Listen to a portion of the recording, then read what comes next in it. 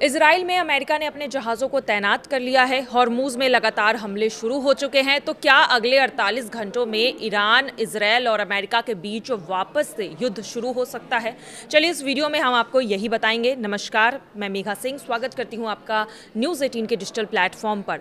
पश्चिम Asia में जारी युद्ध थमता हुआ अब दिखाई नहीं दे रहा है। अमेरिका और ईरान के बीच अब तक कोई भी औपचारिक युद्ध विराम समझौता नहीं हो पाया है और हालात फिर से बिगड़ते हुए नजर आ रहे हैं। पिछले 48 घंटों में तनाव और भी बढ़ गया है और ईरान ने अमेरिका पर युद्ध विराम तोड़ने का आरोप भी लगाया है।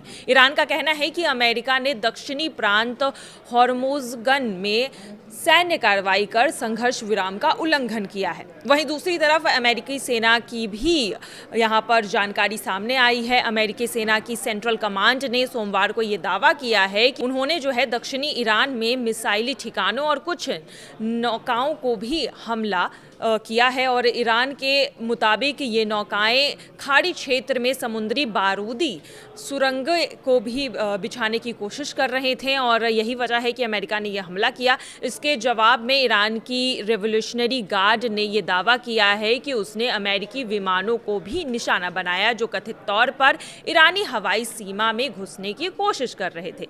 ईरान के विदेश मंत्रालय ने बयान जारी कर कहा कि अमेरिकी सेना लगातार गैर कानूनी और उकसावे वाली कार्रवाई कर रही है और पिछले 48 घंटों में उन्होंने सीज फायर का उल्लंघन भी किया है। ईरान युद्ध में अब तक क्या क्या हुआ है, चलिए ये भी हम आपको बता देते हैं।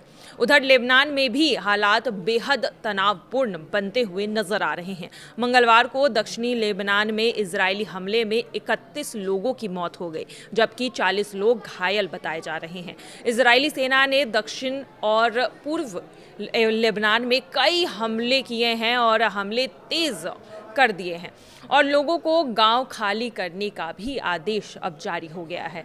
लगातार हो रहे हमलों की वजह से दक्षिणी लेबनान में दहशत का माहौल है। बड़ी संख्या में लोग अपने घर को छोड़कर सुरक्षित इलाकों की ओर भाग रहे हैं। बताया जा रहा है कि इजरायली जमीनी सेना भी लेबनान क्षेत्र के अंदर तक आगे बढ़ रही है। तेहरान से मिली रिपोर्ट के मुताबिक ईरानी अधिकारी अमेरिका की कार्रवाई को खुलेआम युद्ध विराम का उल्लंघन बता रहे हैं। उनका कहना है कि अमेरिकी हमलों के बाद अब वॉशिंगटन पर भरोसा करना मुश्किल हो गया है जिससे शांति वार्ता पर भी असर पड़ सकता है। इसी बीच ईरान की सेना के एक वरिष्ठ प्रवक्ता ने यह भी चेतावनी दी है कि अगर अमेरिका और इजराइल ने फिर से हमला किया तो ईरान पहले से कई ज़्यादा कड़ी कार्रवाई करेगा और व्यापक जवाब भी देगा जिसका असर क्षेत्र से बाहर भी देखने को मिल सकता है। वहीं ईरान के उपराष्ट्रपति मोहम्मद रजा आरिफ ने भी ये कहा है कि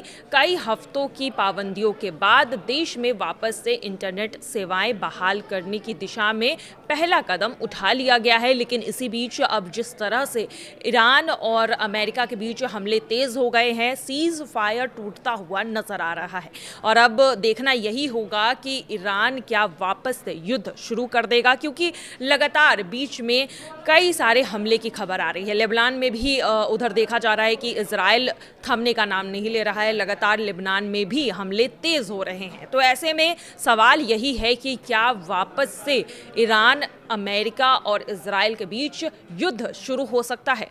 फिलहाल की खबरों में आज के लिए बस इतना ही। बाकी की तमाम खबरों के लिए देखते रहिए न्यूज़ 18 का डिजिटल प्लेटफॉर्म। धन्यवाद।